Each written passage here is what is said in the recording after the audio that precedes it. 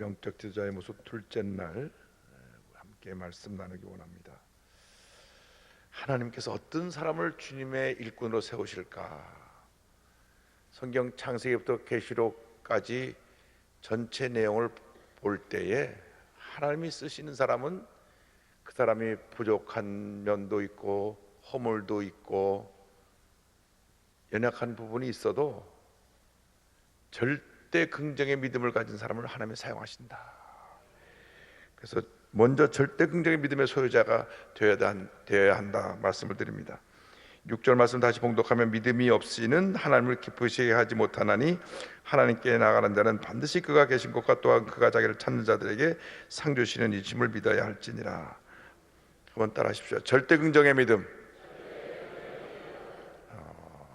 단 한 번도 부정적으로 말하고 원망과 불평한 사람과 함께 하나님이 일하신 적이 없습니다.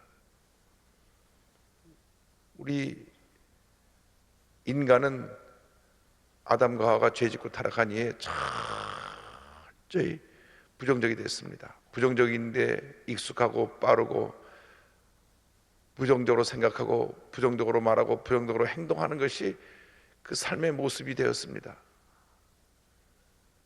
1973년에 8년 동안 길고 긴 월남 전쟁이 끝나고 파리 평화협정으로 이제 월남에서 전쟁이 완전히 종결되었습니다. 그 8년 동안 미군이 월남에다 퍼부은 폭탄은 제2차 세계대전 때 전 세계에 부어진 폭탄만큼 월남에 갖다 퍼부었어요. 8년 동안 그렇게 폭탄을 퍼부었는데도 전쟁은 끝나지 않았고 결국 파리에서 평화협정을 맺고 미군 철수합니다. 미군이 철수하고 난 후에 딱 2년 후에 월남이 망합니다. 월남이 망해버려요. 당시 월남의 군사력은 정규 군인 120만 명, 전투경찰 15만 명, 그러니까 135만 명 군인으로 전 세계 미국 다음으로 많은 군사력을 갖고 있었습니다. 중국보다도 군사력이 강했습니다. 미군이 모든 최첨단의 무기를 다 월남에게 물려주고 갔는데 왜 2년 만에 망했느냐? 두 가지입니다. 관리들의 부정부패. 얼마나 관리들이 부정부패했는지 그들이 국민들에게 돌아가야 될 그 많은 세금들 이런 것들을 다 착복하고 미군이 물려준 그 많은 최신식 무기들 다 월맹군에 팔아먹고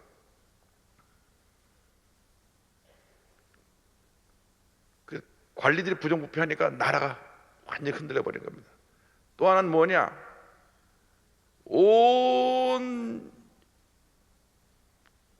나라에 원망, 불평, 부정적인 생각 하루도 빠짐없이 여기서 시위하고 저기 시위하고 데모하고 문제 있다고 그러고 이것도 문제다 이것도 막 온 나라가 그냥 막 데모판이 됐고요.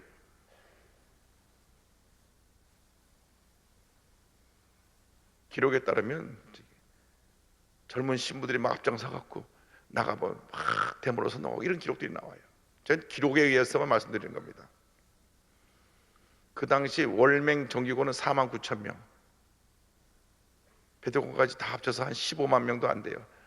10배나 더 많은 월남군을 월맹 베트공이 2년 만에 무너뜨린 것은 온 국민의 부정적인 말, 여기서 불평하고 저기서 불평하고 부정적인 말하고 또 부정적인 말하고 온 나라가 부정적인 생각으로 가득 차게 됐을 때 이미 전쟁은 해보지도 않은 상태에서 끝난 겁니다.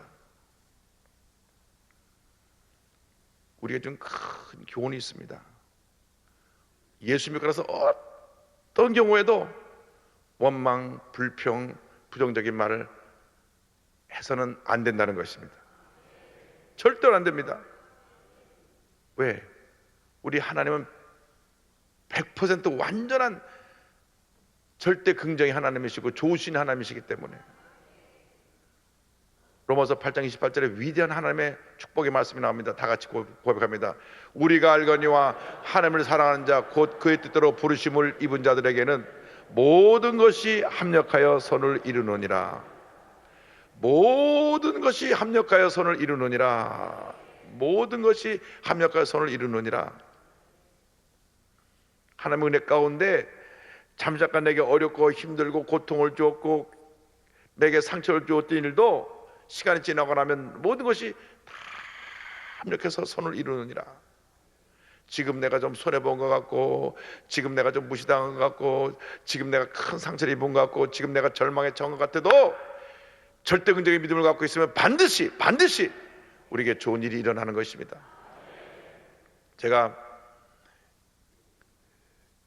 욥의 고난에 대해서 말씀을 드렸는데 욥은 흠이 없는 사람이었어요. 늘 하나님께 예배드리는 사람이었어요.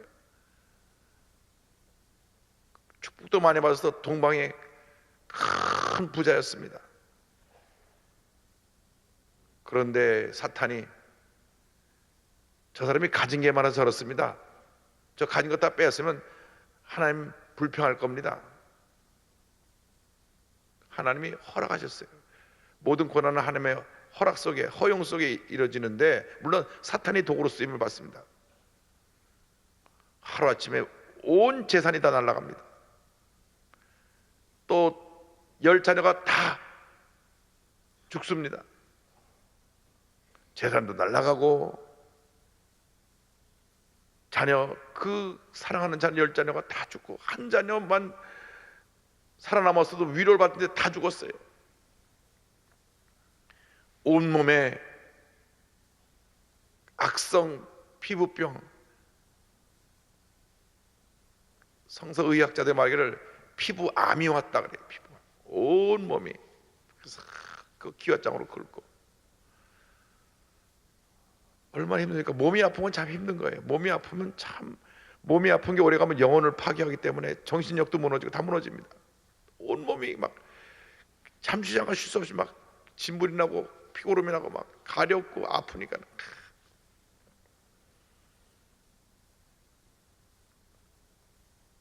그런데 검은 머리 팥불이 되도록 평생 행복하게 살기로 작정했던 부인이 와서 하나님 원망하고 죽으셔. 참 어려울 때 부인이 잘해야 돼요. 남편이 그 고난당할 때 같이 우리 순복음 구역장님들 되면 눈물로 기도하며 주님 앞에 병고서 달라 기도했을 텐데 그 부인 되신 분은 믿음이 그만큼 없었던 것 같아요. 하나님 원망하고 죽으셔. 가장 가까웠던 친구들이 와서 너 무슨 죄 졌어? 회개해. 세 사람이 번갈아 가면서 얘기하고 나중에 또 젊은 후배가 와서 또 얘기를 하고. 욥의 입장에서 보면 이게 너무 억울한 거예요. 너무 억울한 거예요. 내가 하나님 잘 섬기려고 한 것밖에 없는데 왜 내게 이런 고뇌다고 합니까? 그런데 욥의 위대함이 있습니다. 이 모든 일에 욥이 입술로 범죄하지 아니하더라. 다시 말하면 그 고난 중에서도 원망하지 아니하더라. 불평하지 아니하더라. 남 탓하지 아니하더라. 내가 부인을 잘못 만나가지고, 내가 친구를 잘못 만나가지고 그렇게 누굴 탓하지 않아요. 그가 유일하게 할 수 있었던 와임이 왜 저에게 이런 일이 다가옵니까? 라고 하는 그러한, 내가 차라리 태어나지 않았으면 좋았을 것을 내가 왜 태어나서 이런 고난을 당합니까? 그것 외에는 그는 더 나가지 않았어요. 불평하지 않았어요. 여러분 일생 동안 살아간다 꼭 잊지 말기 바랍니다. 여러분이 하나님 앞에 위대한 하나님의 일꾼으로 정금같이 변화되어 쓰임 받으려면 이렇게 절대 긍정의 믿음으로 딱 무장해야 됩니다. 오늘 이후로 어떤 경우에도 입에서 원망과 불평과 부정적인 얘기가 나오지 않게 되기를 바랍니다. 특별히 교회에 대해서만은 절대 긍정의 믿음으로 하나님 우리 교회를 사랑하신다. 하나님 우리 교회를 통해서 놀라운 은혜를 내려주시고 우리 교회가 축복의 통로가 되어서 우리 교회를 통해서 많은 영혼이 구원받고 우리 교회를 통해서 전 세계 복음을 전하는 선교 역사가 날마다 우리 가운데 강하게 나타나고 있고 우리 교회를 통해서 수많은 교회가 개척되고 우리 교회를 통해서 하나님의 귀한 일이 일어나고 우리 통해서 선한 사역을 통하여 동남아 전체에 가서 우리가 학교도 세우고 병원도 세우고 우리 교회를 통해서 이와 같은 하나님의 선한 일을 주님의 날까지 계속할 것이다. 어디를 가든지 긍정적인 고백만 해요. 요만한 가지고 큰 문제가 있다고 이렇게 떠들고 다니는 사람들은 교회를 사랑하는 사람이 아니고 하나님을 사랑하는 사람이 아닙니다. 조그만 문제가 있어도 내가 품고 기도해야지. 하나님이 기도 제목 주셨구나. 기도해야지. 교회는 좋은 소문이 나야 됩니다. 좋은 소문이 나야 되는데 이유얼마나로 교회에 대해서 부정적으로 말하고 참 문제 있는 교회라 그러면 자기는 문제 있는 교회 성도지 뭐. 우리 교회 참 좋은 교회야 그러면 참 좋은 교회 성도고, 그렇죠? 우리나라 좋은 나라 그러면 좋은 나라 대한민국의 시민이고 우리나라 나쁜 나라 그러면 나쁜 나라 시민인 거 아니에요? 우리 긍정적인 고백이 필요하다는 겁니다. 이스라엘을 하나님이 정복하러 갔을 때 12명의 정탐꾼을 보냅니다. 12명이 가서 다 돌아보고 왔는데 10명은 와서 부정적인 보고를 하고 여호수아 갈렙만 긍정적인 보고를 합니다. 이 12명 그 당시 그 12지파의 대표입니다. 교회로 말하면 장로님쯤 되는 그 위치예요. 대표예요, 대표. 그 지파의 대표니까. 그런데 10명이 부정적인 보고하고 2명만 긍정적인 보고를 하는데 여호수아 갈렙의 보고를 한번 들어보세요. 민수기 14장 6절로 8절. 그 땅을 점탕한 자 중 눈의 아들 여호수아와 여분네 아들 갈렙이 자기들의 옷을 찢고 이스라엘의 온 회중에게 말하여 이르되 우리가 두루다니며 정탐한 땅은 심히 아름다운 땅이라. 야훼께서 우리를 기뻐하시면 우리를 그 땅으로 인도하여 들이시고 그 땅을 우리에게 주시리라. 이는 과연 젖과 꿀이 흐르는 땅이니라. 자, 바로 그 앞에 10명의 보고를 들어보세요. 13장 32절 33절. 이스라엘 자손 앞에서 그 정탐한 땅을 악평하여 이르되, 벌써 부정적으로 말하기 시작했어요. 우리가 두루다니며 정탐한 땅은 그 주민을 삼키는 땅이에요. 거기서 본 모든 백성은 신장이 장대한 자들이며 거기서 네피림 후손인 아낙 자손의 거인들을 보았나니 우리는 스스로 보기에도 메뚜기 같으니 그들이 보기에도 그와 같았을 것이니라. 자, 얼마나 부정적인지 스스로 우리는 메뚜기 같다고 그러고 그 사람이 우리를 봐도 메뚜기라 그러고. 메뚜기 자화상. 참 자기를 비교할 때 하나님의 위대한 하나님의 자녀인데 나는 하나님이 택한 위대한 하나님의 사람이다.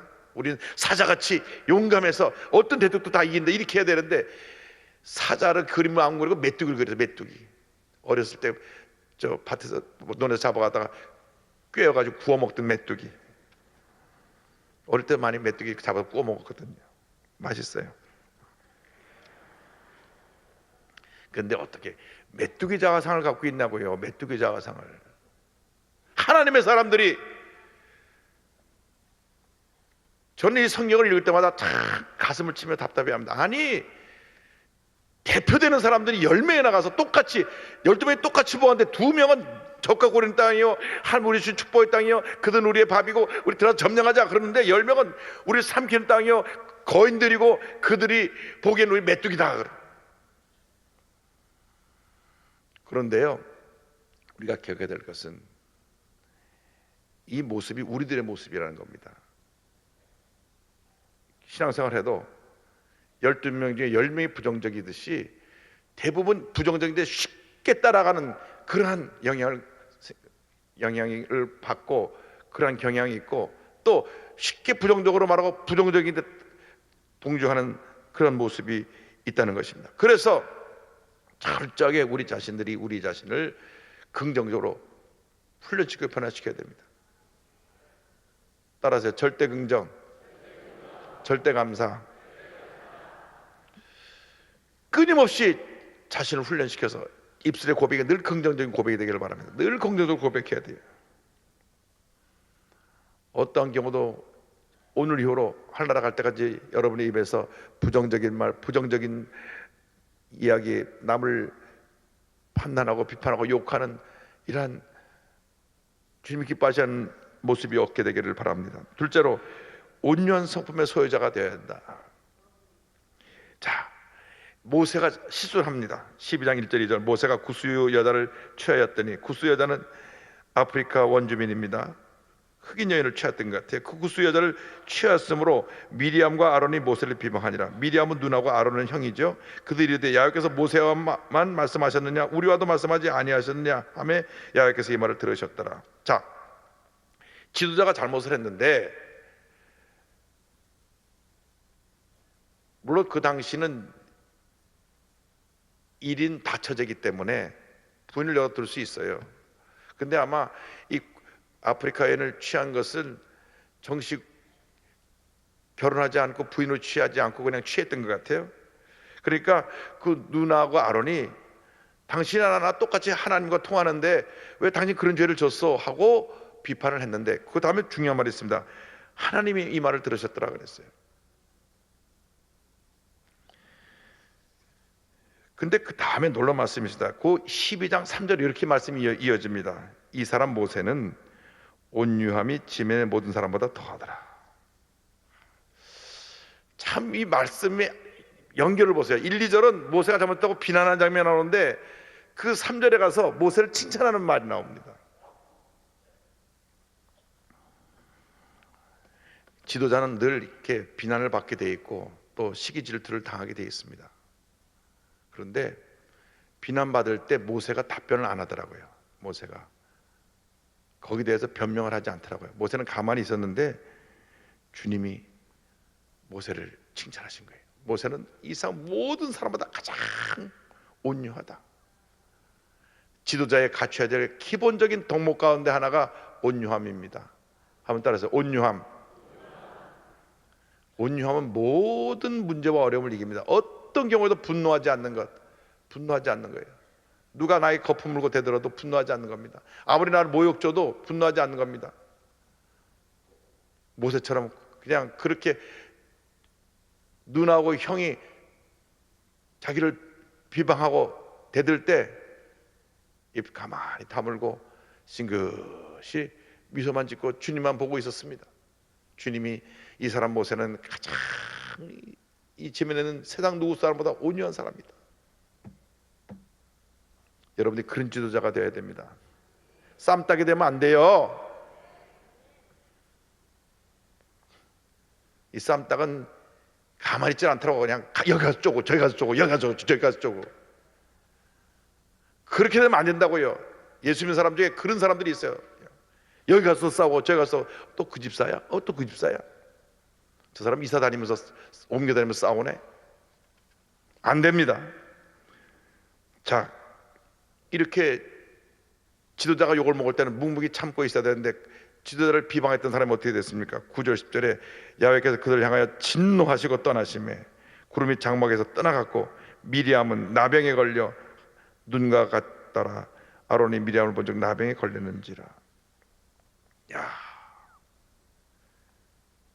어떻게 보면 모세가 조금 문제가 있는 것 같은데 하나님은 모세 편을 들어서 오히려 모세를 비방한 미리암을 치셔서 나병에 걸려가지고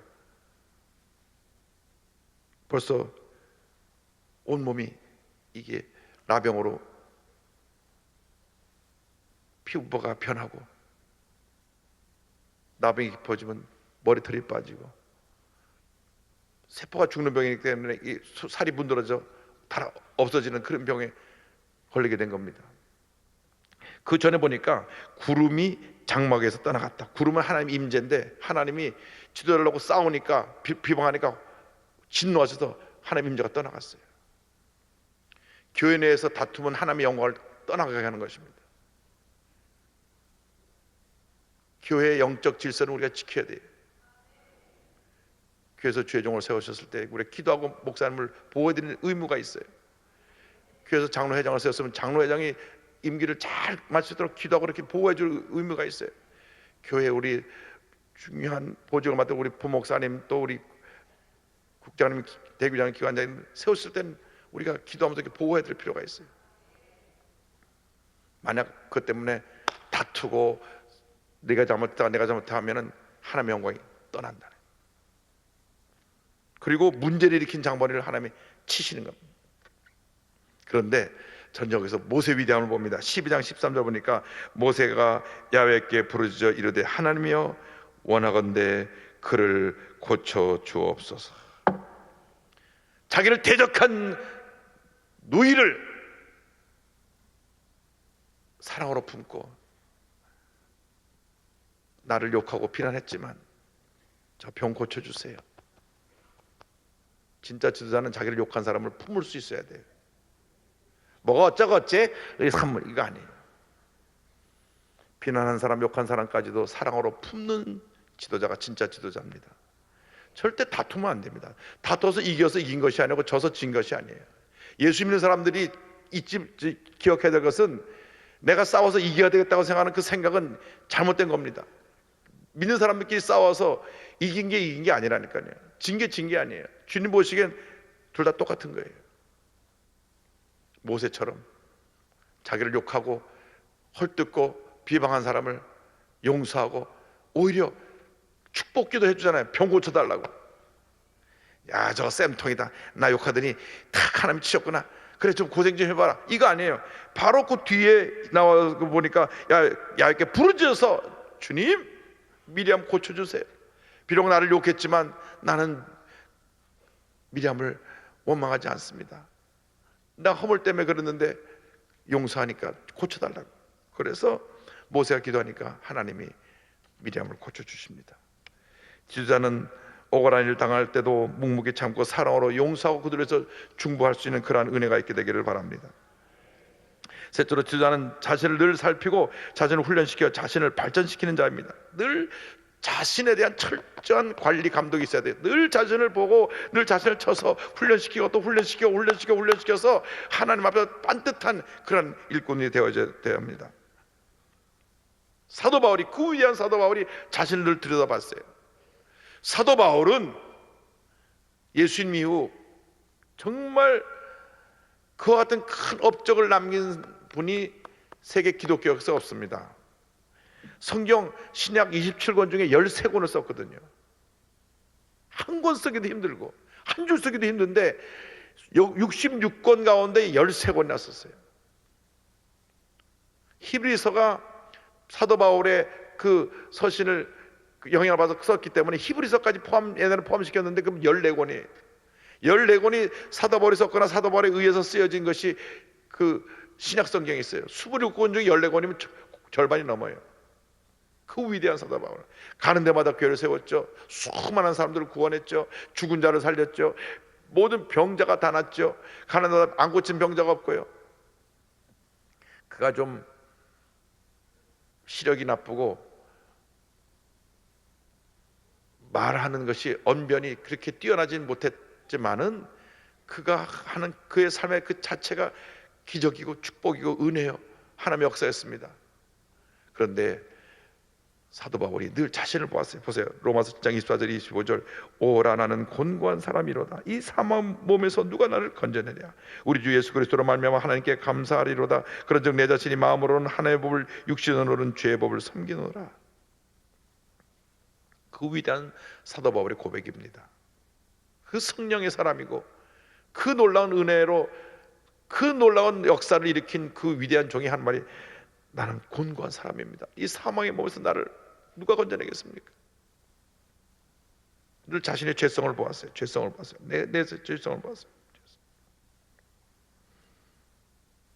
그러고 나서 8장 1절 2절에 위대한 선을 합니다. 그러므로 이제 그리스도 예수 안에 있는 자에게는 결코 정죄함이 없나니 이는 그리스도 예수 안에 있는 생명의 성령의 법이 죄와 사망의 법에서 너를 해방하였습니다.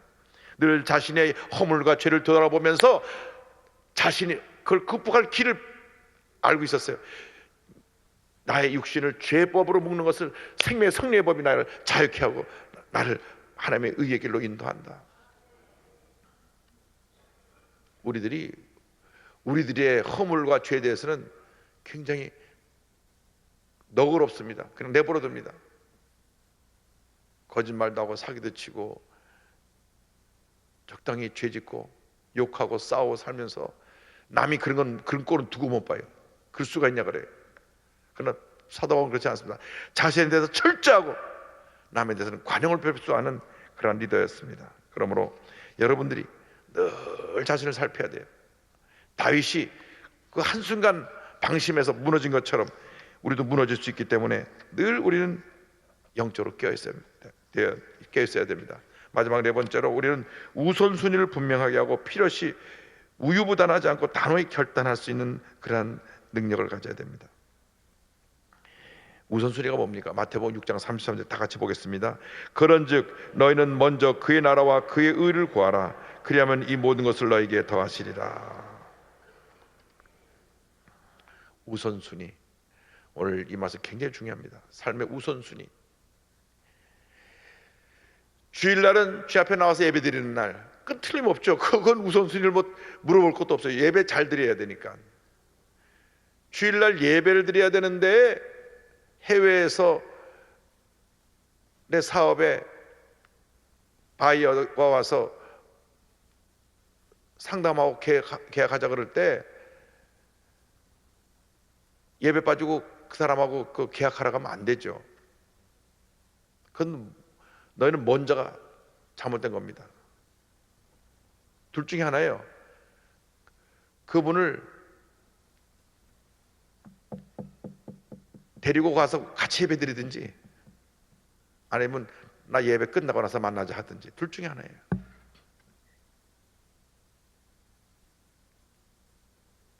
이거 순서 바뀌면 큰일 납니다. 순서 큰일 나요.